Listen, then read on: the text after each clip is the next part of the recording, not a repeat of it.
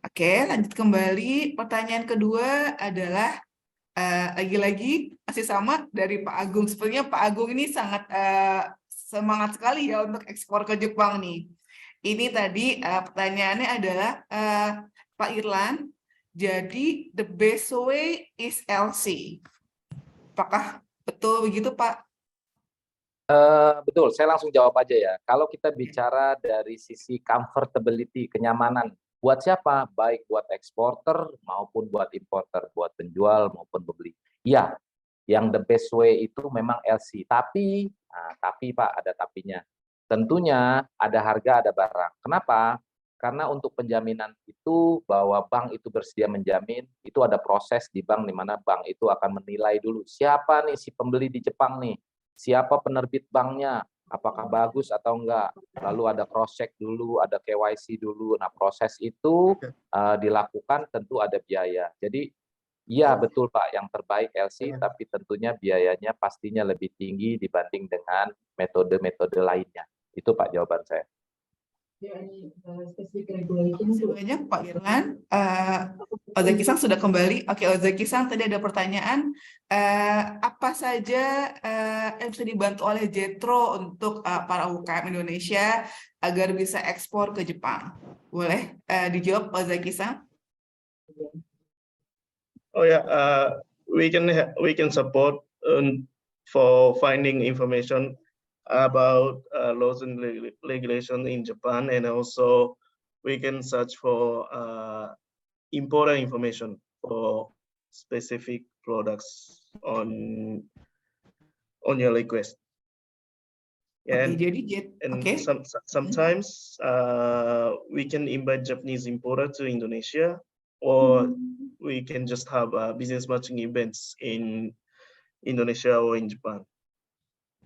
Jadi tidak hanya membantu memberikan informasi mengenai ekspor impor dari Jepang Indonesia saja, tapi juga memberikan informasi mengenai importir ya, daftar importir dari Jepang beserta produk-produk yang mereka cari, produk-produk Indonesia yang mereka cari dan mereka butuhkan. Karena itu JETRO juga membantu menyelenggarakan business matching tidak hanya di Jakarta tapi juga di Jepang. Wah, ini sangat kami nanti-nantikan nih para UKM ini, kami semua nanti-nantikan untuk ada business matching di antara Jepang dan Indonesia nih, Ozaki-san. Iya. Oke, kemudian selanjutnya pertanyaan berikutnya kembali untuk Pak Irlan, Bapak, untuk kerjasama dengan ICC, apakah ada term dan kerjasama tertentu? Oh, ini sepertinya Ibu Antonia Niken sudah sangat tertarik nih untuk bekerjasama langsung dengan ICC nih. Ya, terima kasih Bu Antonia Niken. Jadi ICC seperti yang saya sampaikan di awal, memang misinya itu adalah untuk promoting dan membantu ya, helping para pelaku bisnis, pelaku usaha dalam hal transaksi perdagangan internasional. Dalam hal apa dia yang kita bantu? Dalam hal yang terkait dengan semua rules yang memang kita yang create. Nah, itu termasuk dispute yang terjadi jika dalam transaksi tersebut ada digunakan rules yang kita buat, kemudian terjadi dispute, nah kita akan membantu mereka dalam hal penyelesaiannya juga. Itu satu ya. Yang kedua adalah dalam hal sosialisasi. Sosialisasi itu kita banyak mengadakan seperti saat ini ya, seminar, bekerja sama dengan institusi atau lembaga lain, dan kita berikan juga masukan atau knowledge terkait dengan rules yang kita.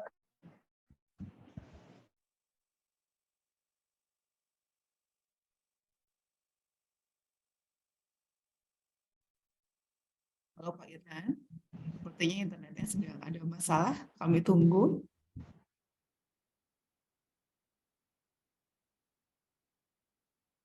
Sambil menunggu internet Pak Irlan untuk kembali lagi, silakan Bapak dan Ibu mengajukan pertanyaan di chat box, atau misalnya ada yang ingin menyampaikan masalah-masalah pengalaman ekspor sebelumnya, silakan. Jadi nanti bisa langsung dipandu atau diberikan informasi dari Ozaki-san atau dari Pak Irlan. Silakan Pak Irlan, lanjutkan kembali. Masih di mute Pak? Boleh di unmute dulu? Masih di mute, oke. Jadi yang terkait dengan Incoterms misalnya ya, itu kita bisa provide bagi pelaku usaha yang perlu mempelajari Incoterms, nah itu bisa dibeli di ICC. Atau sebetulnya juga, waduh kok beli? Sebetulnya kalau kita mau usaha sedikit di Google udah banyak sih. Apa sih yang nggak ada di Google sekarang ya? Tapi tentu bentuknya bukan buku, bentuknya biasanya PDF, nah itu bisa juga. Tapi kalau mau bentuknya buku, itu bisa dibeli di ICC. Artinya setelah membaca mungkin ada pertanyaan atau apa, atau memang ada kebutuhan, ICC ada training lagi kapan ya, yang webinar atau yang apa, nanti kita informasikan. Kurang lebih seperti itu. Baik Pak, terima kasih. Oke, selanjutnya nih Pak, masih ada pertanyaan kemudian, masih berhubungan dengan tadi Incoterm nih Pak, dari Pak Irlan. Ini namanya mungkin sama nih Pak Irlan juga. Jadi paling bagus pakai Incoterm, apa Pak yang bisa saling menguntungkan? Oh, oke. Jadi kalau kita bicara importance itu, kalau yang saling menguntungkan itu adalah sebetulnya gini, semuanya itu bisa saling menguntungkan asal pihak-pihak yang bertransaksi itu memahami. Contohnya begini, apakah contoh X-work yang saya berikan itu hanya menguntungkan kepada eksporter? Tentu tidak, gitu. Eksporter itu bisa bernegosiasi dengan pembeli di Jepang, saya maunya pakai X-work dong karena saya nggak tahu nih cara ngurus delivery-nya, ngurus pengiriman barang, belum lagi perizinan di Jepang. Saya maunya ya sudah beli, seolah-olah terdengar memang menguntungkan untuk sisi eksporter, tapi sebetulnya juga enggak juga. Artinya gini, semua terms yang ada di Incoterms itu sebetulnya di-create oleh ICC itu agar apa? Dua-duanya atau semua pelaku usaha itu nyaman. Sesuai dengan resiko dari masing-masing pihak. Artinya kalau mau pakai export tentunya siap berkonsekuensi untuk bernegosiasi terkait dengan harga di mana marginnya mungkin tipis. Tapi nggak ada resiko. Nah, tentu kan resiko itu terkait dengan ada semakin tinggi high risk, makin high return. Nah, kalau memang tidak mau beresiko karena tidak tahu prosesnya, dokumentasi, segala macam, malas ngurus, tidak apa-apa. Yang penting supaya sama-sama menguntungkan, ya harganya nggak bisa mahal-mahal juga. Jadi betul-betul marginnya itu betul-betul margin yang bisa diterima oleh pembeli karena mereka yang harus menanggung semuanya. Nah, jadi yang saya mau garis bawahi terkait pertanyaan itu, semua terms yang dibuat oleh ICC yang berlaku internasional itu adalah sebetulnya menguntungkan untuk semua pihak. Tentunya kalau semua pihak itu betul-betul memahami setiap terms itu resikonya apa buat masing-masing. Nah, itu aja. Jadi semua terms menguntungkan asal paham resiko begitu ya Pak? Paham mengenai risiko dan dampaknya tentunya kayak misalnya tadi dampak terhadap harga, nggak bisa ngambil margin gede, masa iya mau enak tidur nyenyak, barang tinggal diambil tapi margin mau yang gede, ya nggak akan ada yang beli juga gitu kan, kurang lebih seperti itu. Jadi plus minus lah. Oke. Baik Pak, lanjut kembali ini Pak dari Pak Fernando Sirait PT TAK. Ini juga sama nih seperti Ibu Antonia Niken tadi. Sangat tertarik untuk bekerja sama dengan ICC sepertinya untuk meminta panduan lebih lanjut sampai Pak Fernando menanyakan kontak person ICC. Jadi nanti akan dibagikan, saya akan bagikan di email setelah webinar ya untuk kontak person ICC dan Jetro. Terima kasih Pak Fernando. Kemudian kembali lagi untuk sepertinya untuk Jetro, untuk Ozaki Sang nih. Ozaki Sang ada pertanyaan, apa ada top 10 produk Indonesia yang paling banyak diminati oleh konsumen Jepang?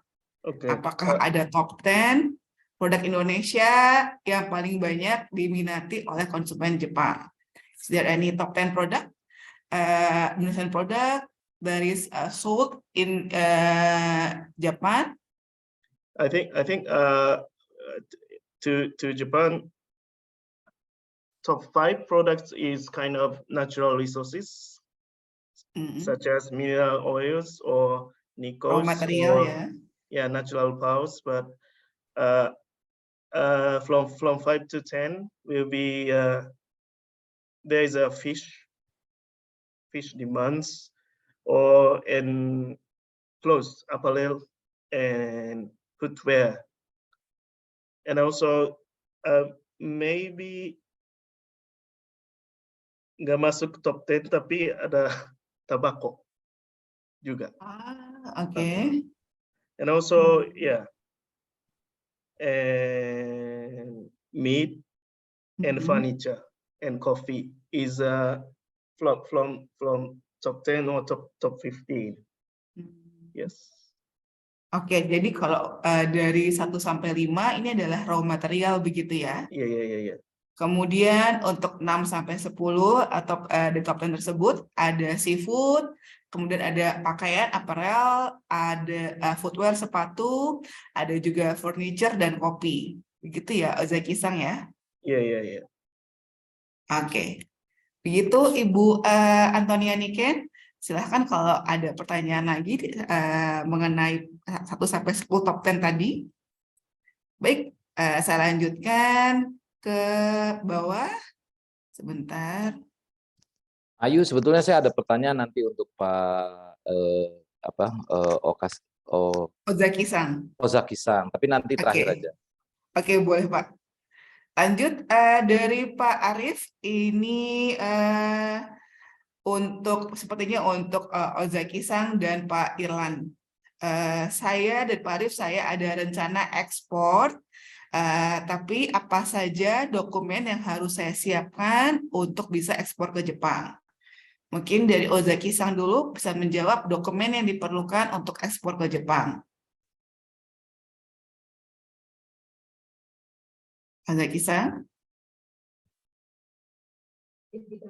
Okay, I think it depends on the products you have, then products you want to export. So, yeah, we can support to find information on the liquid documents for exporting the products you want to export. Yeah.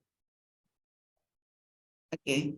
Ini dari Jetro sendiri, dari Ozaki-san tadi memberitahu bahwa dokumen ini sebenarnya berbeda tergantung dengan produknya. Jadi untuk produk masing-masing akan berbeda spesifik. Jetro, Ozaki-san dan tim akan membantu mencari dokumen yang dibutuhkan berdasarkan produk Pak Arief. Begitu. Kalau dari Pak Irwan, bagaimana Pak? Apa ada dokumen yang bisa dibantu disiapkan untuk ekspor ke Jepang dari ICC? Oke.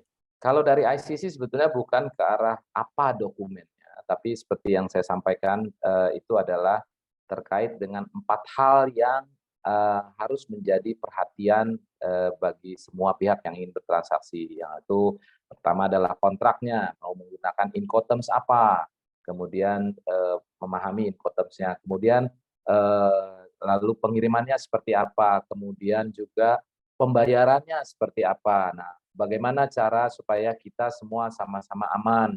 Apakah ini menggunakan open account, advance payment, documentary? Nah, jadi yang terkait dengan 4 hal tadi, itu yang akan bisa dibantu oleh ICC yang memang misinya itu untuk sosialisasi aturan-aturan internasional. Oke, baik Pak. Seperti tadi sudah dijelaskan oleh Pak Irlan sebelumnya begitu ya Pak ya? Betul sekali, betul. Oke, lanjut. Selanjutnya ada dari Bapak atau Ibu Gemma Ernest dari PT Raja Jeva. Pertanyaannya adalah, apakah ada regulasi khusus untuk ekspor ke Jepang untuk produk olahan dari unggas? Ini sepertinya untuk Ozaki-san. Ozaki-san, jadi is there any regulations untuk ekspor ke Jepang untuk produk olahan dari unggas? Chikin, toka niwatori, toka kamono, tosehing ni? Yeah, I think you have to match the food safety standards of Japan, I think. And also there is pasti ada another laws and regulations. But I have to find the information dulu. Yeah. Oke, terima kasih Ozaki-san. Ozaki-san sudah seperti orang Jakarta Selatan ya, campur-campurnya Inggris Indonesia nih. Oke, jadi untuk Bapak atau Ibu Gemma, jadi untuk produk olahan dari unggas ini, regulasi khususnya terutama adalah adanya food safety standard, standar keamanan pangan dari pemerintah Jepang. Itu adalah informasi yang perlu dicari, terutama apabila ingin ekspor unggas ke Jepang. Jadi tolong cari informasi mengenai standar keamanan pangan dari pemerintah Jepang. Begitu. Oke, lanjut kembali. Sepertinya untuk Ozaki-san juga nih. Iya, Ozaki-san. So if you guys want to information about specific products, please contact Jetro in email or in telephone. We can find information. Jadi kalau Bapak dan Ibu memiliki pertanyaan mengenai regulasi tertentu untuk produk yang akan Bapak atau Ibu ekspor ke Jepang, silakan langsung kontak Jetro Office melalui email atau melalui telepon. Nanti akan saya berikan atau akan kami kirimkan melalui email setelah webinar ini. Baik kontak dari Jetro dan juga kontak dari ICC. Selanjutnya sepertinya ini masih untuk Ozaki-san. Ozaki-san dari Bapak Rifki, apakah untuk tadi rokok ada potensi di market Jepang? Apakah ada potensi ekspor rokok di market Jepang? Dan sertifikat khususnya apa yang dibutuhkan untuk ekspor rokok? Yeah, I think Japanese people also smoke, and there's one big company named Japan Tobacco is kind of in charge of distributing tobacco, and from the data of importing, I think Japan is also importing tobacco or leaf of tobacco from other countries. So, and also from Indonesia as well. So I think it is there is a possibility of Indonesian tobacco export to Japan. And specific certificate, I think we need to find information first. Yeah, sorry. Oke, jadi sebenarnya ada potensi pasar ya, ada potensi pasar untuk ekspor rokok ke Jepang karena ya orang Jepang sendiri banyak yang merokok begitu.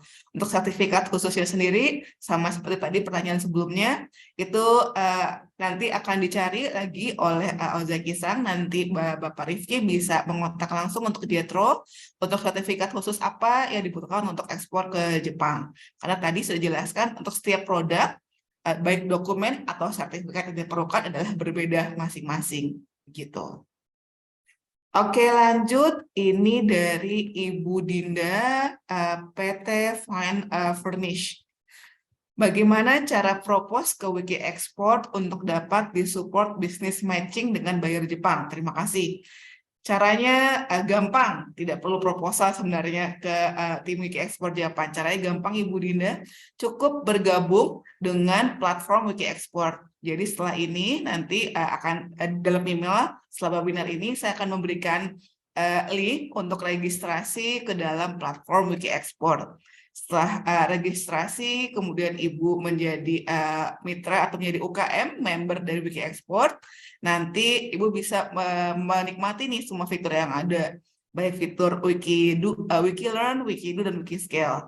Untuk fitur Wikiscale atau business matching dengan perusahaan Jepang, ini akan diluncurkan nanti ada sekitar bulan April. Jadi mohon menunggu, belum bisa sekarang untuk business matching, ada akan tunggu sampai bulan April begitu, Ibu Dinda. Terima kasih banyak. Selanjutnya dari Pak Irlan kembali, produk-produk yang dibutuhkan negara Jepang apa Pak? Ini mungkin tadi pertanyaannya sama dengan Ibu Antonia Niken tadi ya. Produk-produk yang dibutuhkan negara Jepang, top 10-nya tadi sudah disampaikan oleh Ozaki-san. 1-5 adalah raw material. Kemudian 6-10 top 10-nya adalah ada seafood, pakaian, kemudian ada kopi, ada furniture, dan juga tadi rokok juga termasuk. Selanjutnya, ini sepertinya kembali untuk Ozaki-san. Ozaki-san, untuk produk handicraft, apakah ada peluang untuk ekspor ke Jepang, Ozaki-san?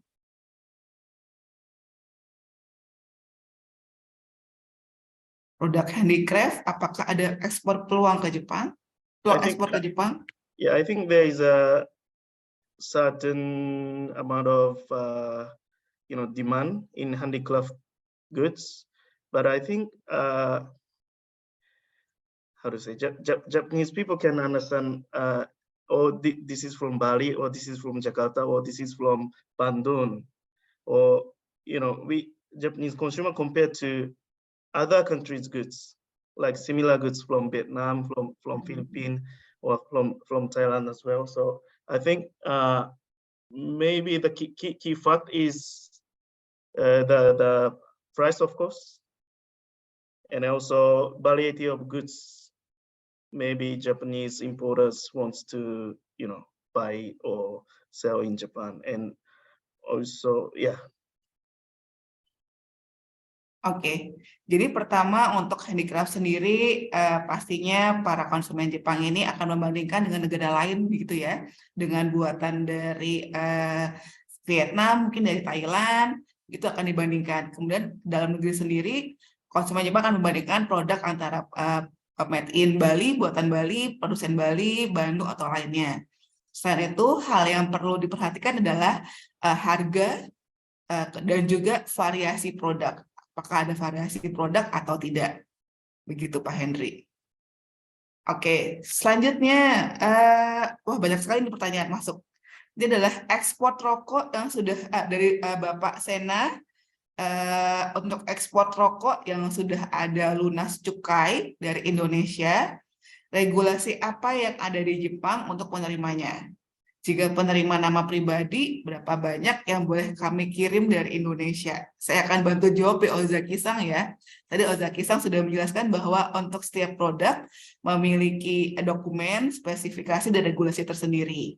Jadi untuk saat ini Ozaki-san belum bisa menjawab secara spesifik. Nanti Bapak atau Ibu Sena bisa langsung menelpon atau mengirim email ke Ozaki-san. Selanjutnya adalah Pak Arief. Tadi seperti Pak Arief yang bertanya sebelumnya nih. Dari Pak Arief, saya ada rencana ekspor furniture dan kerajinan tangan ke Jepang. Apa saja dokumen yang harus saya lengkapi untuk tujuan Jepang? Apakah furniture dan kerajinan tangan masuk ke pangsa pasar negara Jepang? Saya bantu jawab juga boleh ya Ozaki-san. Tadi furniture masuk ke pangsa pasar Jepang, masuk ke dalam top 10 produk yang dikirim dari Indonesia ke Jepang. Dan juga tadi untuk kerajinan atau handicraft itu juga konsumen Jepang juga tertarik, tapi mereka membandingkan dengan negara lain dalam segi harga dan variasi. Kalau dari Ozaki-san ada tambahan untuk jawaban saya tadi untuk pertanyaan Pak Arief ini mengenai sudah? Iya. Oke. Lanjut, selanjutnya adalah dari Bapak atau Ibu Has Iya. Oke, grup untuk komunikasi tentang Exim dari Wiki Ekspor. Ini oke, tadi banyak pertanyaan sebelumnya ya. Apakah akan dibuat grup WhatsApp dari Wiki Ekspor?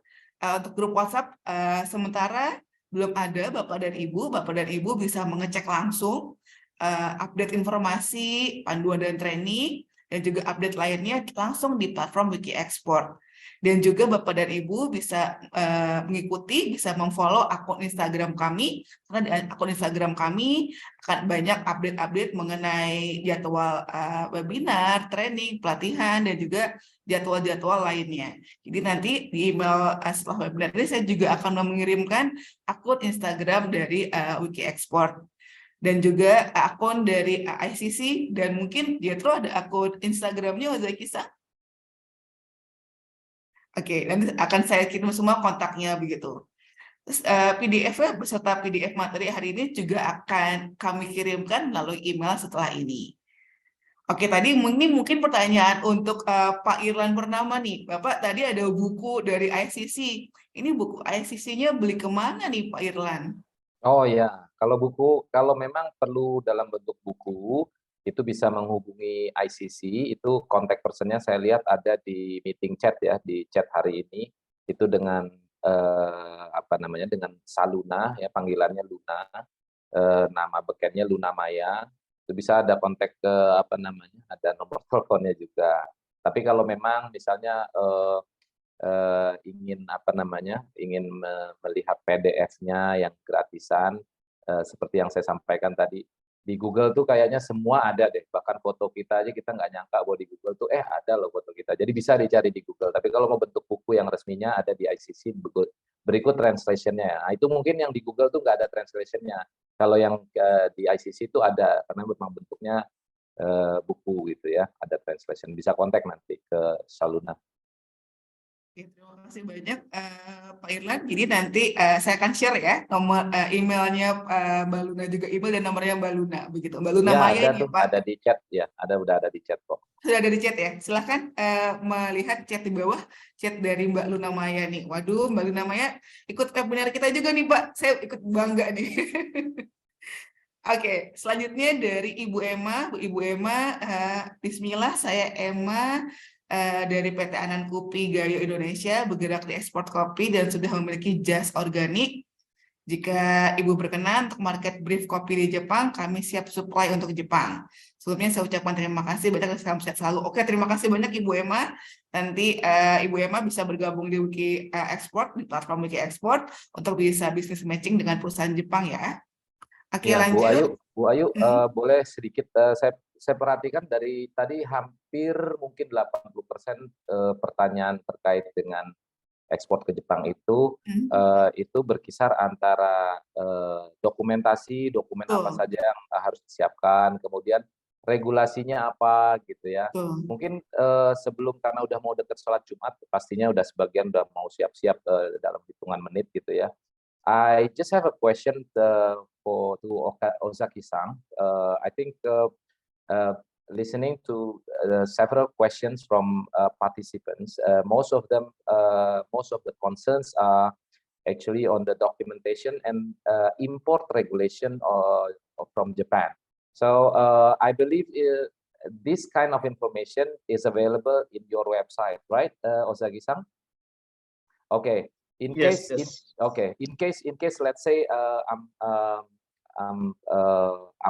pretending as an exporter from Indonesia now. I believe the contact person also is available in website, yeah. But something that tickled me actually from your presentation, looking at the export of Indonesia to Japan, yeah, compared to the whole total import of Japan from other countries.